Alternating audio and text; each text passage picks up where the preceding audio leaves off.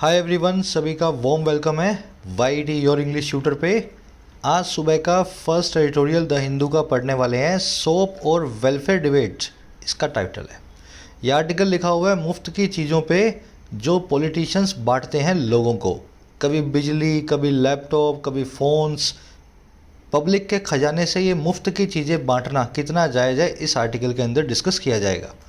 चलिए फटाफट से देखेंगे आज के क्विज़ को। आर्टिकल में आप जो भी सीखेंगे इस क्विज़ पे अप्लाई करना है। 5 क्वेश्चंस आपके सामने हैं। ग्रामर वोकैब को इस क्विज़ में हमने कवर कर लिया है। शुरू करें क्लास को। पूरे मन से सीखा करो और 5 में से 5 मार्क्स लिया करो। सॉल्यूशंस क्लास के लास्ट में करवाऊंगा। आइए कुछ नया सीखते हैं।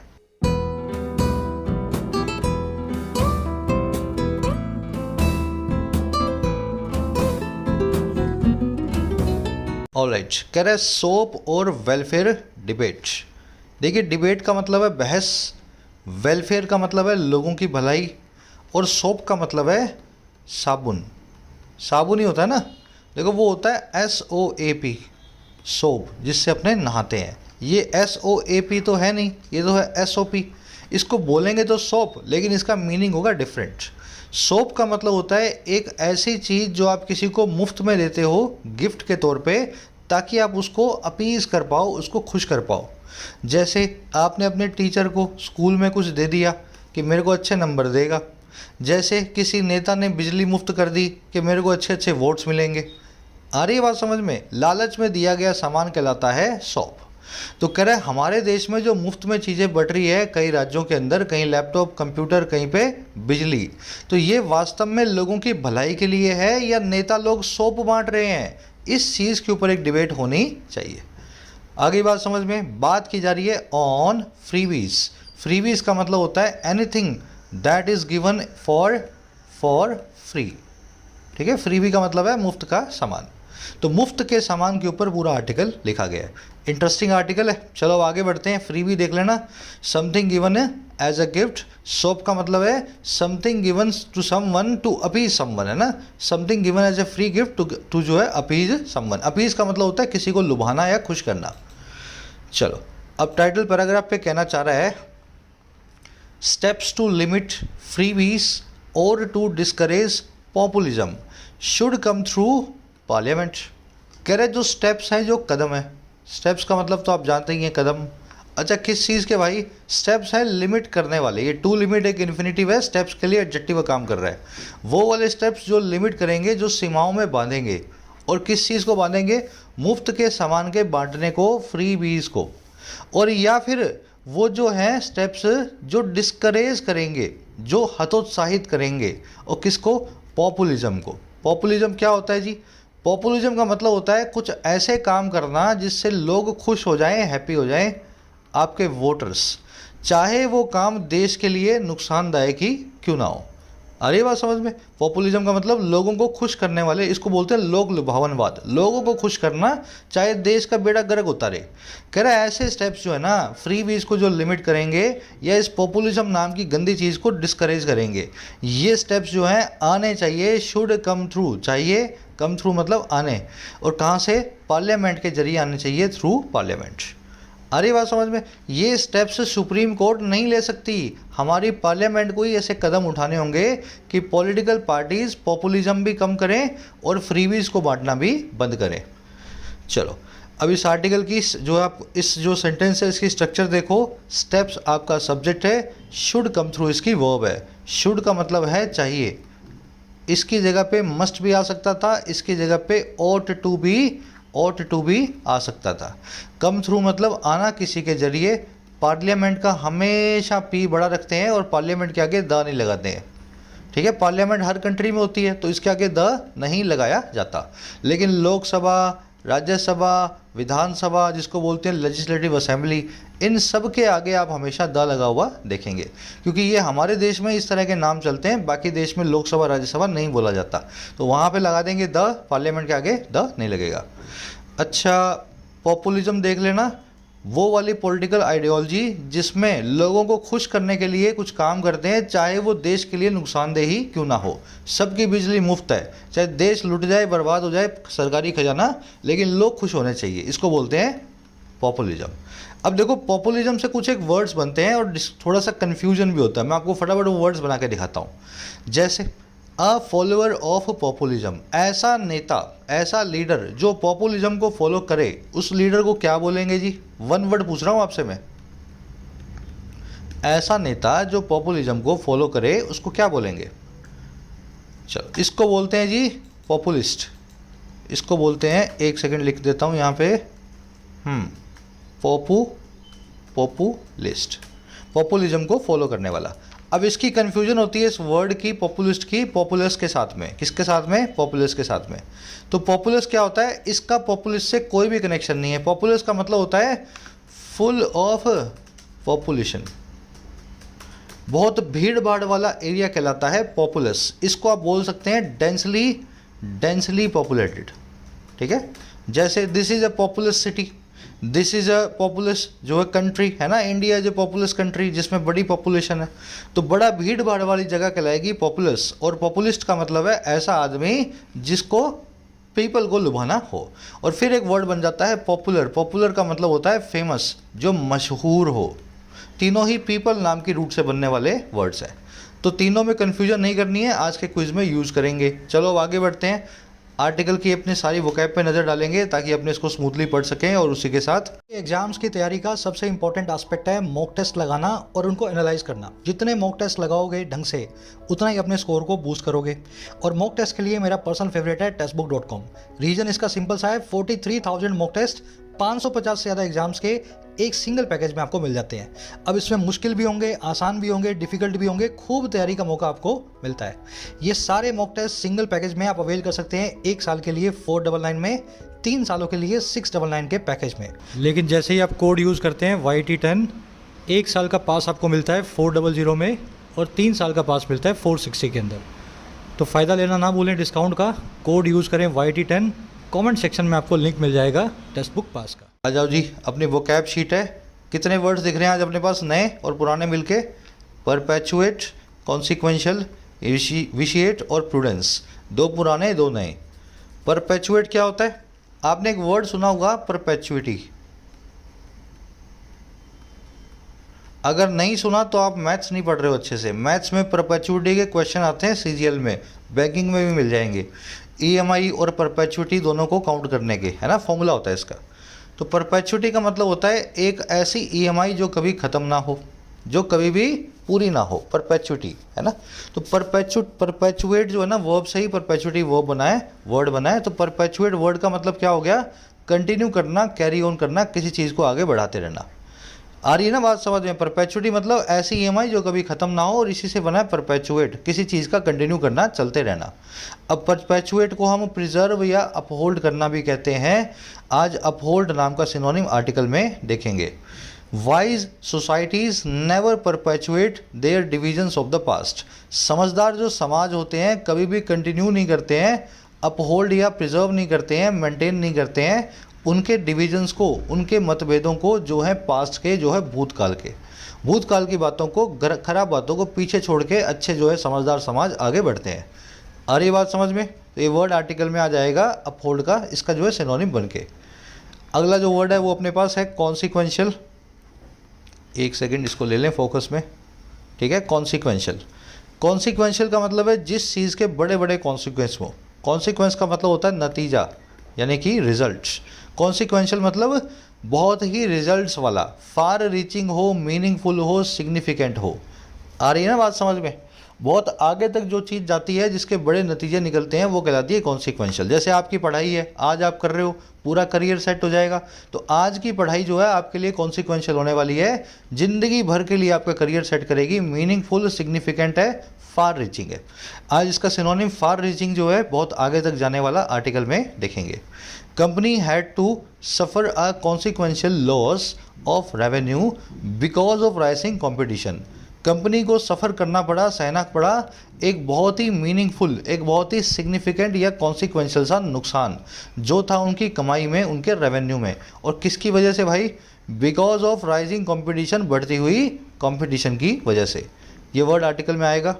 अगला वर्ड है विशिएट, नया वर्ड है आपके लिए। विशिएट का मतलब होता है करप्ट करना। और कैसे करप्ट करना? किसी को मोरली करप्ट करना। ठीक है।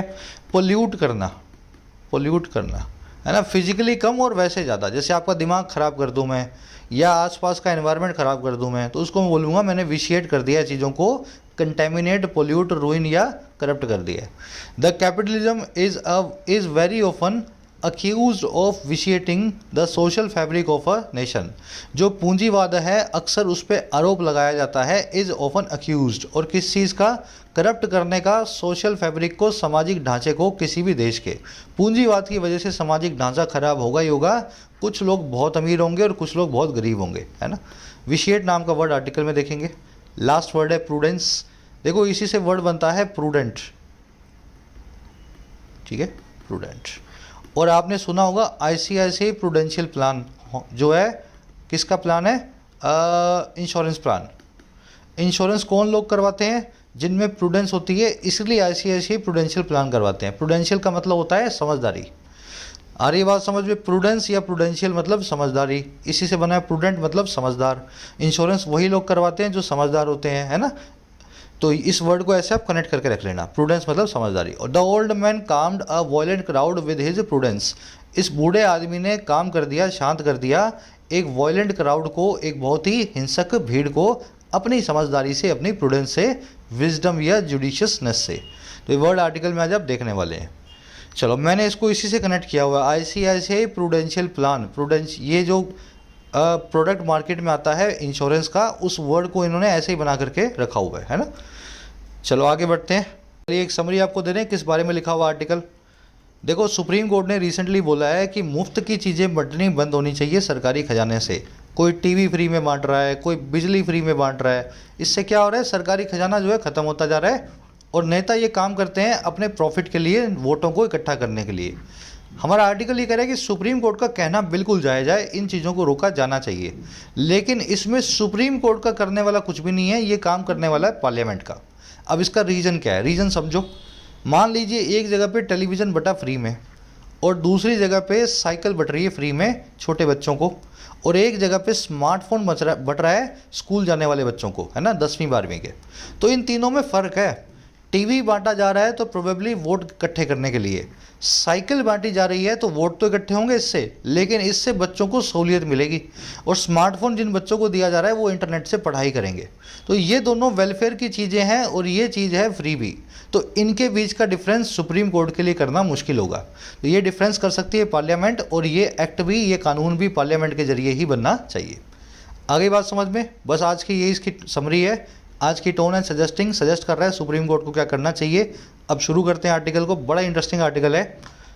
चलिए, कह रहा है a general concern over freebies pushing the economy to ruin और unviable pre-election promises adversely affecting informed decision making by voters seems unreasonable। शांति से पूरा सेंटेंस पढ़ो फिर उसको ब्रेक करो। कह रहा है एक जनरल सा जो कंसर्न है, कंसर्न मतलब चिंता, जनरल मतलब आम। कह रहा है एक आम सी जो चिंता है। अच्छा किस चीज़ के ऊपर भाई, इस चीज़ के ऊपर ओवर लगा के बता रहा है। पहली चीज़ है मुफ्त की चीज़ें जो फ्रीबीज हैं, और कौन सी फ्रीबीज, जो है पुश करने वाली, ये एडजेक्टिव लगा हुआ इसके लिए, पुशिंग, जो है धक्का देने वाली, और कहाँ पे, अर्थव्यवस्था को रूइन की तरफ, तबाही की तरफ, pushing the economy to ruin. कह रहे एक जो आम सी चिंता है ऐसी मुफ्त की चीज़ों पे, जो सारी की सारी चीज़ें हमारी अर्थव्यवस्था, इकोनॉमी को तबाही की तरफ धकेलती हैं, और या फिर जो अनवाइबल प्री इलेक्शन प्रोमिसेस हैं, ऐसे वायदे, चुनावी वायदे इलेक्शन से पहले वाले जो अनवाइबल हैं, जो अनसस्टेनेबल हैं, जो चल ही नहीं सकते, जो पूरे हो ही नहीं सकते। और ये वो प्रोमिसेस हैं जो बुरे तरीके से अफेक्ट करने वाले हैं, प्रभावित या इम्पैक्ट करने वाले हैं। अफेक्ट जानते हैं ना, किसी को प्रभावित करना, और किसको, इन्फॉर्म्ड डिसीजन मेकिंग को, सही तरीके से सही दिमाग के साथ डिसीजन लेने को, और किसके द्वारा, वोटर्स को। वोटर्स सही दिमाग से सोच ही नहीं पाएंगे, मुफ्त के प्रॉमिस उनको मिल गए हैं। तो कह रहा है ये जो कंसर्न है ना, ये जो आम चिंता है इन दोनों चीज़ों के ऊपर, पहली चीज़ ये और दूसरी चीज़ ये वाले प्रोमिसेस, ये चिंता बिल्कुल दिखाई देती है, सीम्स रीजनेबल, बिल्कुल ही जस्टिफाइड। रीजनेबल समझते हैं ना, सही, ये चिंता बिल्कुल सही है। आया सेंटेंस समझ में? ऐसे बनता है। कंसर्न आपका सब्जेक्ट है, सीम्स इसकी वर्ब है। कंसर्न दो चीज़ों के ऊपर है, ओवर लगा के इसने बताया है। पहली चीज़ है मुफ्त की फ्रीबीज, दूसरा है इलेक्शन से पहले होने वाले प्रोमिसेस। फ्रीबीज कौन सी हैं? जो पुश करने वाली हैं इकोनॉमी को रूइन की तरफ, पुशिंग यहाँ पे एडजेक्टिव हो गया। और प्रोमिसेस वो हैं जो अफेक्ट करने वाले हैं, प्रभावित करने वाले हैं इन्फॉर्म डिसीजन मेकिंग को। अफेक्टिंग यहाँ पे प्रोमिसेस के लिए एडजेक्टिव हो गया। एडवर्सली मतलब बुरे तरीके से। अनवाइबल जो मतलब चल ना सके, अनसस्टेनेबल हो। कोई आपको यूँ बोल दे जी मैं 15,000 रुपये महीने जो है सबको पेंशन देने लगूंगा, है ना, ऐसा नेता आपको कुछ ऐसा वादा कर दे तो ये अनवाइबल है, अनफीजिबल है, अनसस्टेनेबल है। आगे बढ़ते हैं। कह रहा है however few will disagree that what constitutes freebies and what are legitimate welfare measures to protect the vulnerable sections are essentially political questions। अब देखो कह रहा है इसमें दिक्कत ये है कि हाउएवर हालांकि ना के बराबर लोग ही डिसएग्री करेंगे। फ्यू मतलब ना के बराबर, नेगेटिव क्वांटिटी की बात कर रहे हैं हम। तो ना के बराबर लोग ही इस चीज़ पे मतभेद होगा उनका। दैट वो ये कि कौन सी चीज़ कॉन्स्टिट्यूट करती है freebies. What constitutes freebies. Constitute का मतलब है ठहराया जाना। किस चीज़ को ठहराया जाता है फ्रीबीज, किस चीज़ को मुफ्त की चीज़ बोला जाए। और कह रहा है कौन सी चीज़, वट आर कौन सी चीज़ें लेजिटिमेट सही वेलफेयर के मेजर्स हैं, लोगों की भलाई के लिए कदम है। और क्यों है? ताकि प्रोटेक्ट किया जा सके, टू प्रोटेक्ट। और किसको? समाज के पिछड़े वर्गों को, वल्नरेबल सेक्शंस को, ऐसे वर्ग जो कि डिसएडवांटेजेस पोजीशन पे बैठे हैं। तो कह रहा है हालांकि बहुत ही कम लोग डिसएग्री करेंगे इस चीज़ पे कि किस चीज़ को मुफ्त की चीज़ ठहराया जाए और कौन सी चीज़ वास्तव में सही का वेलफेयर मेजर है ताकि समाज के पिछड़े वर्गों को कुछ फ़ायदा मिले। कह रहे ये जो दोनों चीज़ें हैं ना, ये दोनों चीज़ें ये आर हैं इसेंशली मोटे तौर पे राजनीतिक क्वेश्चंस, पॉलिटिकल सवाल। और किसके लिए? कह रहा है for which a code of law may have no answer. और ये ऐसे सवाल हैं फॉर विच जिनके लिए, फॉर विच एक कोर्ट ऑफ लॉ के पास, एक कानून की अदालत के पास हो सकता है मे हैव ना हो नो आंसर, कोई भी जवाब। तो ये बात भी है। आप कैसे कोड बता दें कि कौन सी चीज़ मुफ्त में बांटी जा रही है और कौन सी चीज़ वास्तव में समाज में लोगों के लिए है ना। तो कोर्ट के पास इसके जवाब नहीं मिलेंगे। पॉलिटिकल क्वेश्चंस हैं, सियासी जो है सवाल है। फ्यू की वर्ब होगी विल डिसएग्री। सेंटेंस की स्ट्रक्चर देख लेना। वट की वर्ब है कॉन्स्टिट्यूट, वट की वर्ब है आर। अच्छा, ये जो वट से दोनों जो क्लोज बने हैं इन दोनों की वर्ब है आर। ठीक है, इन दोनों क्लोजेस की वर्ब है आर। कोर्ट ऑफ लॉ की वर्ब है मे हैव। कल आपको करवाया था मे, माइट, कुड, कैन और वुड में क्या फ़र्क होता है। तीनों ही फ्यूचर प्रोबेबिलिटी बताते हैं। समझ में आ रहा है ना? याद है ना, मे के बाद में पॉसिबली, परहैप्स, सीमिंगली, इनको ऐड नहीं करना होता। तो कल वाला रूल याद करना जो कल की क्लास में सीखा है। आगे बढ़ो। कह रहा है in this backdrop the supreme court's decision to form a body of stakeholders. और क्यों भाई? To examine the issue raises the question.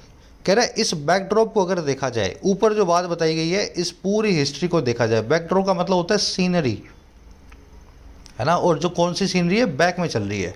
कह रहे इस बैक वाली सीनरी को अगर आपने देखे ना तो सुप्रीम कोर्ट का जो डिसीजन है और क्या करने का, फॉर्म करने का, और किसको? एक बॉडी को, एक ग्रुप को, और किसके? स्टेक होल्डर्स की, सारे के सारे भागीदारों की। और किस लिए? ताकि एग्जामिन किया जाए, ताकि देखा जाए इस चीज़ को, इस इशू को। कह रहा है ये जो डिसीजन है ये रेज करता है द क्वेश्चन, इस सवाल को। अच्छा, कौन सा सवाल?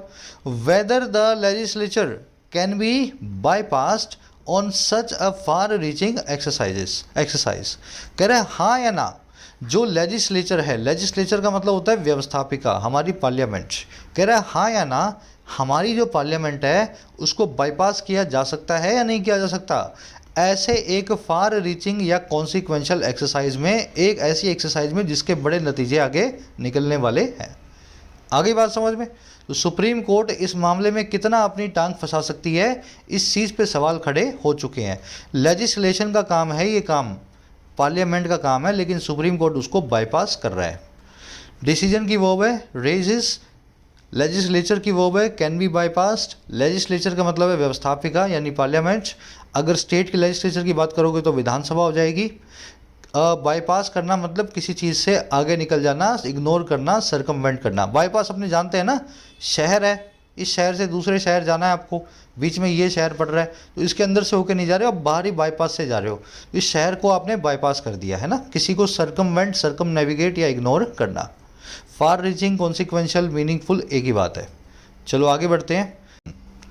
कह रहा है the chief justice of India mister N V. Ramana heading a bench hearing a petition filed in public interest against the distribution और promise of freebies ahead of elections. बड़ा ही अजीब सा सेंटेंस है ये, आपस में चीज़ें मिली हुई हैं, कोमा लग गया यहीं रुक जाते हैं। कह रहा है जो चीफ जस्टिस हैं सीजीआई हैं इंडिया के, जिनका नाम है एन.वी. रमना। कभी कभी आप पोजीशन जो है ना उनके साथ में उनका नेम देखते हो और कैसे लगा होता है, बीच में कोमा लगा होता है, इसको बोलते हैं अपोजिशनल फ्रेज। ठीक है, इस कोमा को मैं निकाल भी सकता हूँ, दोनों कोमास को, और ऐसे भी लिख सकता हूँ the chief justice of India N V. Ramana. उस केस में द को निकाल दिया जाएगा, इतना समझते हो ना। तो ये कोमा से कोमा की वजह से एन.वी. रमना को हमने अलग कर दिया। तो कह रहे हैं चीफ जस्टिस ऑफ इंडिया जो है मिस्टर एन.वी. रमना, और कौन एन.वी. रमना है, जो ये हेड कर रहे हैं एक बेंच को। और कौन सी बेंच, वो बेंच जो हेयर कर रही है, सुन रही है एक पटिशन को, एक पब्लिक इंटरेस्ट याचिका को। और कौन सी पटिशन है, वो पटिशन जो फाइल की गई है लोगों की भलाई में, पब्लिक इंटरेस्ट में। अच्छा, कैसे की गई है, ये की गई है खिलाफ, अगेंस्ट, डिस्ट्रीब्यूशन के खिलाफ या फिर प्रॉमिस के खिलाफ, बांटे जाने के खिलाफ या फिर वादा करने के खिलाफ, जो है मुफ्त की चीज़ों का, फ्रीबीज का। और कब, अहेड ऑफ यानी कि बिफोर इलेक्शंस, यानी कि चुनावों से पहले। तो कह रहे सुप्रीम कोर्ट ऑफ इंडिया जो है ना, चीफ जस्टिस ऑफ इंडिया जो हैं, जो इस तरह की एक पटिशन की सुनवाई कर रहे हैं, कह रहा है हैज़ मेड इट क्लियर, इन्होंने इस बात को साफ कर दिया है। कौन सी बात भाई, दैट वो ये, the court is not going to issue guidelines, court जो है इशू नहीं करेगी गाइडलाइंस को। इज नॉट गोइंग, अब गोइंग टू का मतलब है फ्यूचर की बात हो रही है, कहीं जाना नहीं है। कोर्ट इज नॉट गोइंग, कहीं कोर्ट जाएगी नहीं, इसका मतलब है कोर्ट इस काम को नहीं करेगी, इज नॉट गोइंग टू, और वो काम है इशू गाइडलाइंस। अब कोमा लगा के बता रहा है, कह रहा but only ensure that suggestions are taken from stakeholders, लेकिन ये काम तो नहीं करेगी, लेकिन ये सिर्फ इंश्योर जरूर करेगी। और क्या करेगी, दैट वो ये कि जो सजेशंस हैं उनको लिया जाता है, सभी की राय को लिया जाता है, और किससे, सभी स्टेक होल्डर से। स्टेक होल्डर कौन कौन है, कह रहा है सच एज, जैसे कि NITI Aayog, finance commission, law commission, RBI और पॉलिटिकल पार्टीज। तो इसने यही बोला सुप्रीम कोर्ट ने कि हम तो कोई गाइडलाइन देंगे नहीं, लेकिन एक बॉडी बनाएंगे, सबको बीच में लाएंगे उस बॉडी में, उस ग्रुप में, और सबकी राय को जरूर लेंगे इस मामले में क्या किया जाना चाहिए। सीजीआई की वर्ब है हैज़ मेड, मेक क्लियर मतलब साफ करना, हेडिंग यहाँ पे एडजेक्टिव है, वो सीजीआई जो हेड कर रहे हैं एक बेंच को। कोर्ट की वर्ब है इज नॉट गोइंग टू। अच्छा, ये टू इशू और टू इंश्योर दो इन्फिनेटिव है, is not going to issue but is going to ensure, ऐसा बना हुआ है। सजेशंस की वर्ब है आर टेकन पैसिव वॉइस में। स्टेक होल्डर मतलब जिनका कुछ स्टेक हो, जो भागीदारी हो, किसी मामले में कुछ लेना देना हो, वो स्टेक होल्डर बन जाता है। सरकारी संस्थाओं के पहले द लगाया जाता है, तो द नीति आयोग। आरबीआई के आगे भी द लग गया ये है ना, लॉ कमीशन के भी आगे द आ गया है, सबके आगे द को लगाया गया है। चलो आगे बढ़ते हैं। कह रहा है all these institutions he has said can submit a report to the election commission of India and government. कह रहे ये सारे इंस्टीट्यूशंस जो है ना, ऐसा उन्होंने कहा या वो ऐसा कह चुके हैं। कौन कह चुके हैं भाई, ही कौन है, सुप्रीम कोर्ट के चीफ जस्टिस एन.वी. रमना। कह रहे ये सारी जो संस्थाएं हैं ऊपर जिनके नाम लिखे गए हैं, पॉलिटिकल पार्टीज को छोड़ दो, ये भी इंस्टीट्यूशंस ही हैं। कह रहे ये सारी जो संस्थाएं हैं वो ऐसा कह चुके हैं कि ये सबमिट कर सकती हैं एक रिपोर्ट को, और किसको, हमारे इलेक्शन कमीशन को, ईसीआई को द लगा के, और हमारी सरकार को, गवर्नमेंट को। आई बात समझ में। इंस्टीट्यूशंस की वर्ब है कैन सबमिट, ही की वर्ब है हैज सेट। आगे करें a suggestion that parliament could discuss this issue was met with scepticism by the bench. अब इस बेंच को किसी ने बोला कि पार्लियामेंट में इस बात पे बहस करवा लेते हैं। तो कह रहे ये जब सजेशन आया ना, दैट वो ये कि पार्लियामेंट जो है डिस्कस कर सकती है फ्यूचर में, कुड डिस्कस, और किसको, इस इशू को। कह रहा है ये सजेशन जो है जा मिला, वॉज मेट विद, इस सजेशन पे प्रतिक्रिया ऐसी आई जो थी स्केप्टिसिज्म वाली। इस सजेशन को स्केप्टिसिज्म की प्रतिक्रिया मिली। अब ये स्केप्टिसिज्म क्या होता है, या तो आपका डाउट या आपका डिसबिलीफ। आ रही बात समझ में। तो इसको डिसबिलीफ की प्रतिक्रिया मिली बेंच के द्वारा। बेंच ने बोला हमें तो इन पे कोई विश्वास नहीं है पार्लियामेंट पे। कह रहा है आगे वही, which felt that no party would want to debate on this. ये वो वाली बेंच है जिसने ऐसा पाया, ऐसा फील किया, ऐसा महसूस किया कि कोई भी पार्टी नहीं चाहेगी, वुड वांट, एक बहस को इस मामले के ऊपर। अच्छा क्यों?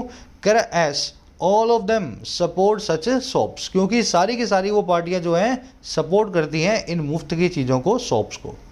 अरे बात समझ में? तो कोर्ट ने यही बोला कि पार्लियामेंट से बहस से तो हमको बिल्कुल कोई बहस नहीं करवाएंगे, वहाँ तो सब लोग ऐसे ही बैठे हैं जो ऐसी चीज़ें बांटते हैं, तो बांटते जो खुद हैं वो क्या इस चीज़ पे बहस करेंगे और वो क्या अच्छा या बुरा बता पाएंगे। सजेशन की वो वॉज मेट विद स्केप्टिसिज्म, मतलब डिसबिलीफ, आपका किसी चीज़ को लेकर के डाउट।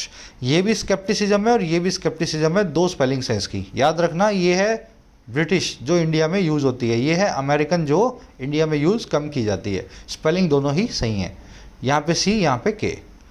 चलो अच्छा, विच की वर्ब है फेल्ट, विच आया अगेन बेंच के लिए, विच आया बेंच के लिए। नो पार्टी की वर्ब है would want, all of them की वर्ब है सपोर्ट। सब्जेक्ट वर्ब पकड़ लिया करो, बाकी चीज़ें आसान हो जाती हैं। चलो आगे बढ़ते हैं। कह रहा है the bench also disfavoured the ECI preparing a model manifesto. कह रहा है बेंच ने इस चीज़ को भी डिसफेवर किया, इस चीज़ पे भी नाराज़ी रही। डिसफेवर मतलब किसी चीज़ पे फेवर में मत आना, राजी ना होना, तो अग्री नहीं की। और किस चीज़ पे? ECI के, इलेक्शन कमीशन ऑफ इंडिया के प्रिपेयर करने को लेकर के, और किसको? एक मॉडल मैनिफेस्टो को, एक ऐसे चुनावी घोषणा पत्र को जो मॉडल है, जो सबके लिए बराबर है। कह रहा है क्यों? कह रहा है as it would be an empty formality, क्योंकि ये हो जाएगी एक खाली खाली की फॉर्मेलिटी। तो बेंच ने ये भी बोला कि इलेक्शन कमीशन भी नहीं बताएगा क्या मैनिफेस्टो होना चाहिए, चुनावी वादे तो सरकारी जो है पार्टियों को ही करने हैं, तो ये जो आप मॉडल जो आप बनाना चाहते हो एक सबके लिए स्टैंडर्ड, ये बिल्कुल भी सही नहीं होने वाला है। बेंच की वर्ब है डिसफेवर्ड, डिसफेवर मतलब डिसएग्री करना। इट की वर्ब है वुड बी, मॉडल आप जानते हैं, मैनिफेस्टो मतलब घोषणा पत्र। ECI जो है इलेक्शन कमीशन ऑफ इंडिया, इसके आगे द लगाया है। प्रिपेयरिंग यहाँ पे एक जीरंड है, ECI इसका सब्जेक्ट है। ECI प्रिपेयरिंग है मॉडल मैनिफेस्टो।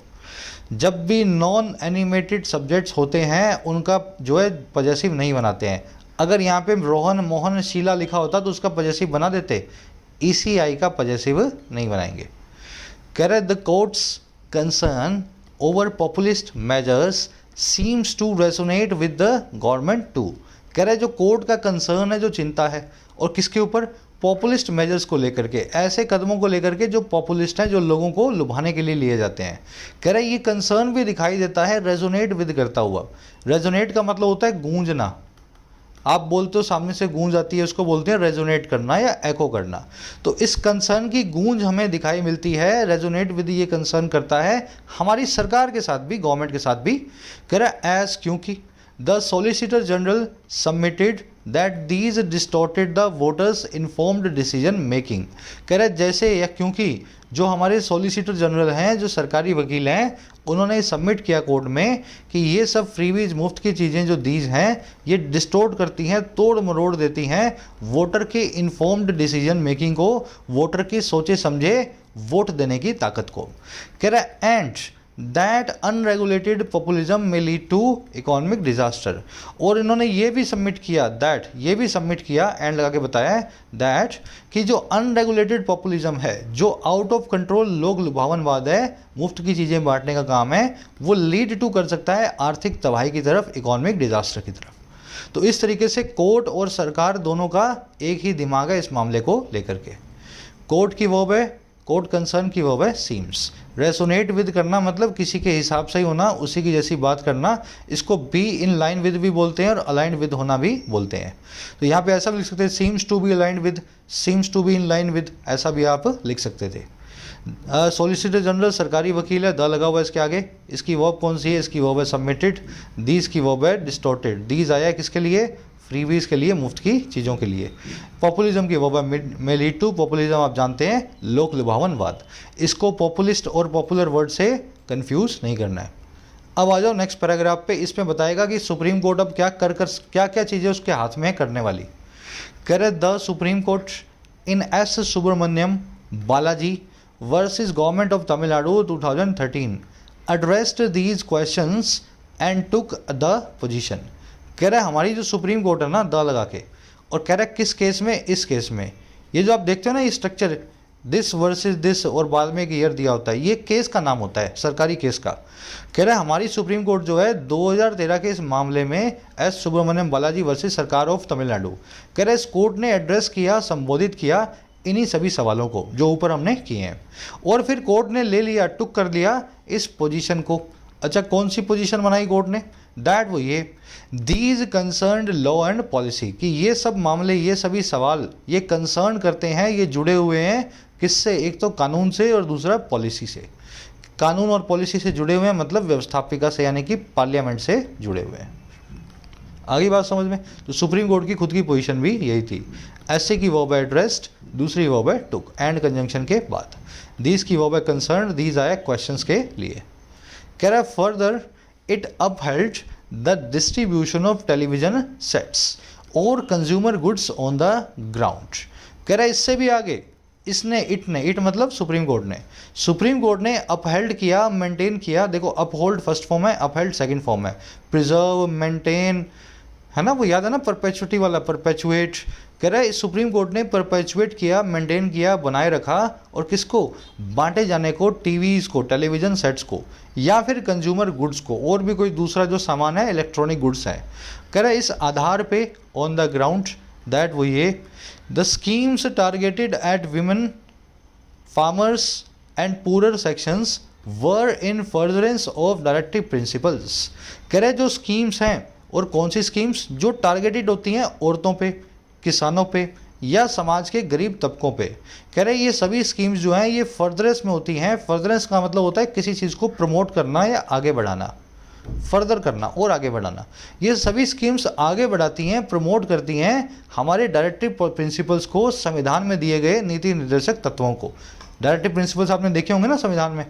कह रहा है as long as, semicolon लगा के, कह रहा है and as long as public funds were spent based on appropriations cleared by the legislature, they could neither be declared illegal nor the promise of such items be termed a corrupt practice। थोड़ा लंबा है लेकिन आसान है। और इन्होंने, supreme court ने ये भी बोला कि एज लॉन्ग एज, जब तक सरकारी पैसा या पब्लिक फंड्स जो हैं उनको स्पेंड किया जाता है, खर्चा जाता है, और किसके आधार पे भाई? बेस्ड ऑन, आधार पे उन अप्रोप्रिएशंस के। अप्रोप्रिएशंस का मतलब होता है सरकार की तरफ से जो एलोकेशन होती है बजट की, इस साल इस पे इतना खर्चा, इस साल इस पे इतना खर्चा। तो पहले जो एलोकेशन हो चुकी हैं, अगर उसी के हिसाब से खर्चा जाता है, और वो एलोकेशंस जो कि लेजिस्लेचर के द्वारा, विधानसभा या लोकसभा के द्वारा सही तरीके से पास भी कर दी गई हैं। कह रहा है वो जो ये पब्लिक फंड्स है ना, they could neither be declared illegal, तब तक ना तो अपने इन फ्रीवीज को जो है इलीगल बोल सकते हैं, डिक्लेयर कर सकते हैं, और ना ही जो वादा है, प्रॉमिस है इन चीज़ों का, आइटम्स का, उसको नाम दे सकते हैं, टर्म कर सकते हैं एक करप्ट प्रैक्टिस। तो सुप्रीम कोर्ट की ये पोजीशन थी। अच्छी चीज़ दे रहे हो औरतों, बच्चों के लिए, फार्मर्स के लिए, तो बड़ी अच्छी चीज़ है, हम उसको फ्री भी नहीं मानेंगे। और दूसरा, कोई ऐसी चीज़ दे रहे हो जिसके लिए सरकार ने पहले से ही फंड को इकट्ठा किया हुआ है और साथ में रखा हुआ अलग करके, तो उसको भी हम ना तो इलीगल मानेंगे, ना उन चीज़ों को दिए जाने के वादे को हम करप्ट प्रैक्टिस मानेंगे। जो आप नए सिरे से नया पैसा ला करके कुछ काम करने की कोशिश करते हो, उसको हम फ्री भी मानेंगे। समझ में आ गया? सेंटेंस काफ़ी लंबा था, है ना? देखो कितना लंबा है, यहाँ से लेकर के यहाँ तक का। चलो स्ट्रक्चर देखेंगे। इट की वर्ब है अपहेल्ड, स्कीम्स की वर्ब है वर, फर्दरेंस मतलब किसी चीज़ को आगे ले जाना, प्रमोट करना, फंड्स की वर्ब है वर स्पेंट, दे की वर्ब है कुड बी, प्रॉमिस की वर्ब है बी टर्म्ड। ठीक है, कुड बी और कुड बी टर्म्ड, प्रॉमिस में भी यहाँ पे कुड लगा हुआ है, कुड बी टर्म्ड। अब यहाँ पे इधर और नीदर नोर वाला कॉन्सेप्ट आप जानते हो, सेंटेंस में थोड़ी सी गलती है, वो मैं आपको फटाफट दिखा देता हूँ। ठीक है, ये सेंटेंस थोड़ा सा रॉन्ग है। कैसे? ईदर और नीदर नोर और नॉट ओनली बट ऑल्सो, ये क्या है? कोरिलेटिव कंजंक्शन पेयर्स हैं। इनका काम क्या होता है? इनका काम होता है दो एक जैसी चीज़ों को मिलाना। तो अगर नीदर के बाद में नाउन रखा है तो नोर के बाद में भी नाउन रखें, अगर नीदर के बाद में वर्ब है तो नोर के बाद में भी वर्ब रखें, अगर नॉट ओनली के बाद में एडवर्ब है, एडजेक्टिव है, तो यहाँ भी बट ऑल्सो के बाद में भी ऐसा किया जाए। तो सेम टाइप का वर्ड इनके बाद में रखा जाता है। अब इस कॉन्सेप्ट को अपने लगा के देखेंगे प्रैक्टिकली। ये कॉन्सेप्ट तो आपने सीख लिया। She not only is a lawyer but also a businessman, ना केवल वो एक लॉयर है बल्कि एक बिजनेसमैन भी है। अब देखो सेंटेंस पढ़ने में भी अजीब लगेगा। शी वो है, ना केवल, शी मतलब वो ना केवल है एक लॉयर बल्कि एक बिजनेसमैन भी। हिंदी में ठीक आ रहा है, इंग्लिश में गलत है। आपने नॉट ओनली के बाद में वर्ब रखी है, बट ऑल्सो के बाद में नाउन रखा है। तो क्या करें, यहाँ नाउन रखा है ना, तो इस वर्ब को शुरू में ले आए नॉट ओनली से पहले, और आप लिखे हैं यहाँ से हटा के she is not only a lawyer but also a businessman. इस तरीके से आपको बैलेंस बनाना होगा। नॉट ओनली के बाद में भी नाउन आ गया, बट ऑल्सो के बाद में भी नाउन आ गया। वैसे ही नीदर नॉर में भी लगाओ ये, they neither won the match nor the tournament. ना तो उन्होंने मैच को जीता, ना उन्होंने टूर्नामेंट को जीता। अगेन वन यहाँ पे आ रहा है, वर्ब आ रही है, यहाँ पे नाउन आ रहा है। इस नाउन को इसके बाद आना चाहिए, इस वर्ब को यहाँ से उठाया और अब यहाँ लिखेंगे यहाँ पे, they won neither the match nor the tournament. वैसे ही Shalini not only resign from the job but also her family move to Jaipur. Shalini ना केवल रिजाइन कर गई उसकी जॉब से, बल्कि उसकी फैमिली भी जयपुर मूव कर गई। अब देखो बट ऑल्सो के बाद में पूरा क्लोज आ रहा है, हर फैमिली सब्जेक्ट है, मूव्ड इसकी वर्ब है। तो कहने का मतलब है नॉट ओनली के बाद में भी क्लोज आना चाहिए। क्लोज मतलब सब्जेक्ट वर्ब का पेयर। तो ये जो नॉट ओनली है ना, इसको शालिनी से पहले रखना पड़ेगा। शालिनी सब्जेक्ट, रिजाइंड उसकी वर्ब। तो ये सेंटेंस कुछ ऐसा बनेगा, बना के दिखा देते हैं आपको। नॉट ओनली को उठाया और आप ले गए सेंटेंस की बिगिनिंग में, एक सेकेंड रुकना, सेंटेंस की बिगिनिंग में यहाँ पे है ना, और आपने लिख दिया ऐसे, not only Shalini resign from the job. ना केवल शालिनी ने जॉब से रिजाइन किया, बट ऑल्सो उसकी फैमिली मूव कर गई जयपुर। अब लेकिन ध्यान रखना, नॉट ओनली जब भी सेंटेंस के शुरू में आएगा, नॉट ओनली जब भी सेंटेंस के शुरू में आएगा तो नेगेटिव एडवर्ब का काम करता है और सेंटेंस को इन्वर्ट कर देता है। इन्वर्ट करने का मतलब है हेल्पिंग वर्ब सेंटेंस के सब्जेक्ट से पहले। तो यहाँ पे देखो क्या होगा, नॉट ओनली शालिनी रिजाइंड, इसमें हेल्पिंग वर्ब तो है ही नहीं। पास्ट इंडेफिनिट में हेल्पिंग वर्ब बाहर निकालनी हो तो आप निकालते हैं डिड को। तो ये सेंटेंस को इन्वर्ट करके लिखना पड़ेगा आपको। तो आप लिखेंगे नॉट ओनली डिड शालिनी, अब यहाँ पे कर दो रिजाइन, इसको बेस फॉर्म बनाएंगे ना। Did Shalini resign from the job but also her family move to Jaipur. ये नॉट ओनली और नीदर दोनों के साथ में होगा, ईदर के साथ में नहीं होता। ये जो इन्वर्जन का काम है, नीदर भी करता है शुरू में आके और नॉट ओनली भी करता है। याद रहेगा कॉन्सेप्ट, बड़ा ही प्यारा और कूल सा कॉन्सेप्ट है, कई बार कर चुके हैं, आज रिवीजन हो गया, आज के क्विज में भी आएगा। अब इस सेंटेंस में भी वही होना था, नोर के बाद में पूरा फ्रेज क्लोज रखा हुआ है। तो इस नीदर को भी शुरू में लाते दे से पहले और यहाँ पे इन्वर्जन करते। तो neither could they be declared illegal NOR the promise of such items be termed corrupt practice. ऐसा पूरा जो है सेंटेंस होना चाहिए। तो गलती पकड़ ली अपन ने, आगे बढ़ते हैं। कह रहा है it had however directed the ECI to frame guidelines to regulate the content of manifestos. कह रहा है इसने हालांकि डायरेक्ट किया था हाउएवर, और किसको, इलेक्शन कमीशन को, कि वो फ्रेम करे उन गाइडलाइंस को जो है रेगुलेट करने के, नियंत्रित करने के कंटेंट को चुनावी घोषणा पत्रों के, मैनिफेस्टोस के। तो इसने बोला था घोषणा पत्रों के लिए कुछ गाइडलाइन आप जरूर बनाओ, कुछ भी ना लिख दो घोषणा पत्र में, है ना। इट की ओवर हैड डायरेक्टेड। कह रहा है the ECI subsequently included in its model code of conduct a stipulation.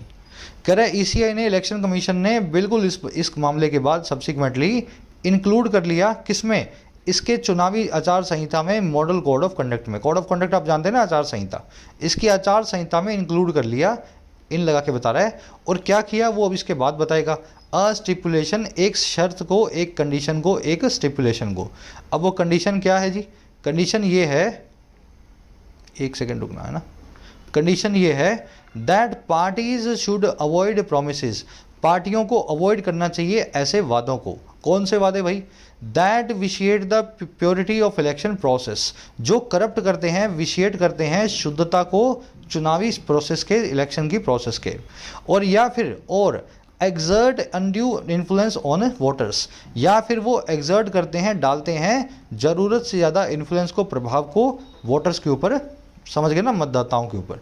तो इसी ने यही बोला कि अब जो है मॉडल कोड ऑफ जो कंडक्ट है उसमें ये डाल रहे हैं हम कि ऐसा कोई भी प्रॉमिस कोई भी पार्टी नहीं करेगी जिससे इलेक्शन की प्रोसेस जो है वो पोल्यूट हो जाए या फिर वोटर बहुत ज़्यादा इन्फ्लुएंस हो जाए आपके वादे को सुन करके। ECI की वर्ब है इंक्लूडेड, पार्टीज की वर्ब है शुड अवॉइड, दैट की वर्ब है विशिएट, और दैट की दूसरी वर्ब है एक्सर्ट। दैट आया प्रोमिसेस के लिए, प्लूरल नाउन है, इसलिए दैट की वर्ब भी प्लूरल है, पीछे बिना एस के आ रही है। चलो, एक्सर्ट का मतलब होता है डालना, प्रेशर को, इन्फ्लुएंस को। कह रहा it added that only promises which were responsible to be fulfilled should be met. कह रहा है इसने ये भी ऐड कर दिया कि वही केवल वादे प्रोमिसेस जो पॉसिबल थे और किसके लिए, फुलफिल किए जाने के लिए, पूरे किए जाने के लिए। कह रहा है सिर्फ वही चुनावी वादे शुड बी मेड जो है किए जाने चाहिए।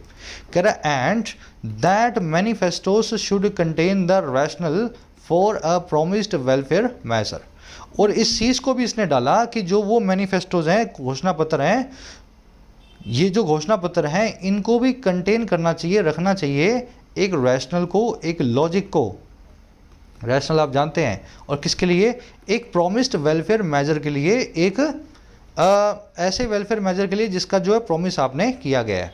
कह रहा है and indicate the means of funding it, और इंडिकेट भी करना चाहिए उस मीन्स को, उस जो है सोर्स को जो है इसकी फंडिंग का।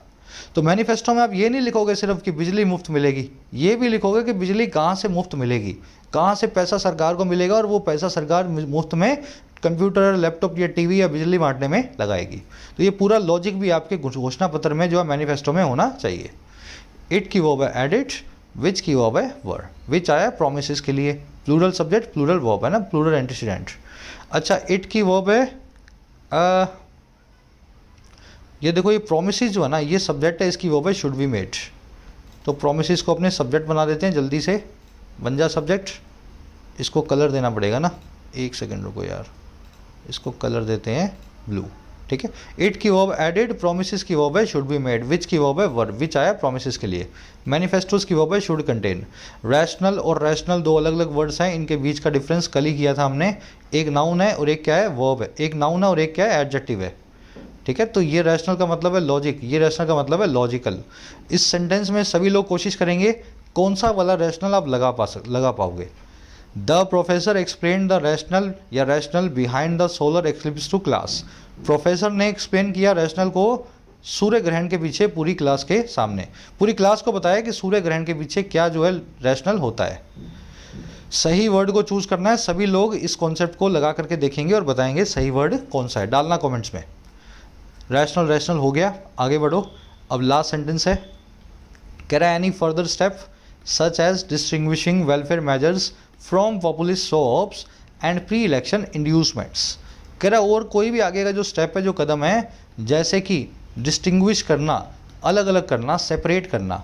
एक तो समाज के अच्छी भलाई के लिए जो कदम है, और उसको किससे अलग करना, पॉपुलिस्ट सोप से, लोगों को लुभाने वाली मुफ्त की चीज़ों से, और प्री इलेक्शन इंड्यूसमेंट से, इलेक्शन से पहले आने वाले स्टिमुलस या इंड्यूसमेंट से। इंड्यूसमेंट मतलब बढ़ावा, लोगों को मोटिवेशन।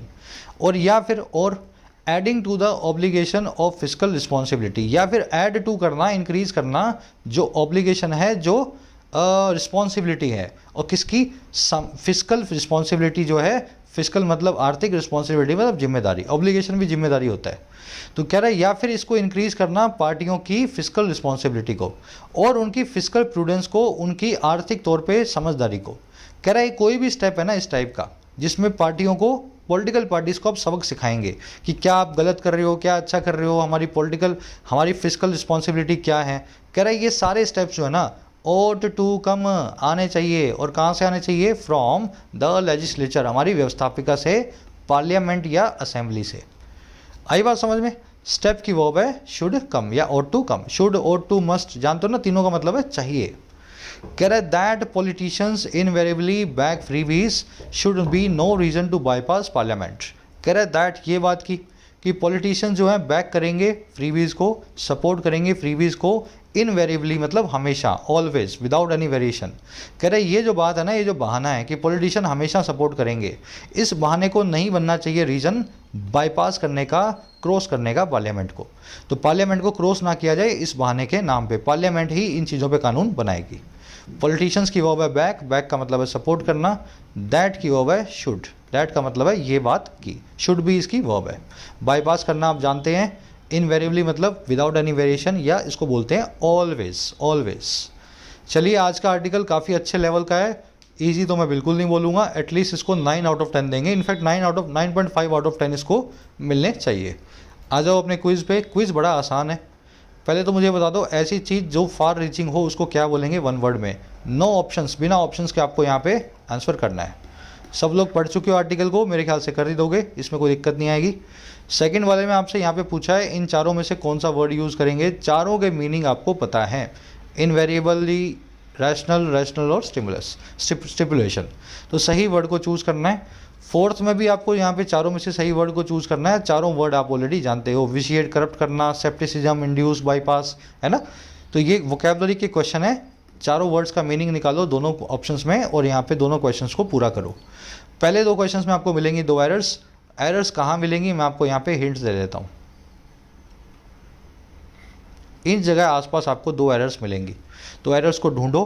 5 क्वेश्चंस के आंसर पाँचों के रखे हुए हैं फर्स्ट कमेंट में, इसी वीडियो के नीचे जाके चेक करो। आउट ऑफ 5 कितने मार्क्स मिले ज़रूर से बताना। इस आर्टिकल की समरी लिख सको 2-3 सेंटेंसेज में तो वो भी लिखने की कोशिश करो, लिखने से आपकी राइटिंग अच्छी बनती है। कोर्सेज अवेलेबल हैं, अगर एग्जाम्स नज़दीक हैं तो कोर्सेज का फ़ायदा ले सकते हो। एसएससी का, बैंकिंग का और यूपीएससी का, राइटिंग का, सभी कोर्सेज को अपडेट किया जा रहा है हर वीक, ताकि इसमें नए पैटर्न के हिसाब से आपको questions as much as possible मिल सके। अंटिल देन, कोई भी क्वेरी होती है किसी भी कोर्स या एप्लीकेशन से रिलेटेड, ये नंबर है, इस पर व्हाट्सअप करें। Signing out.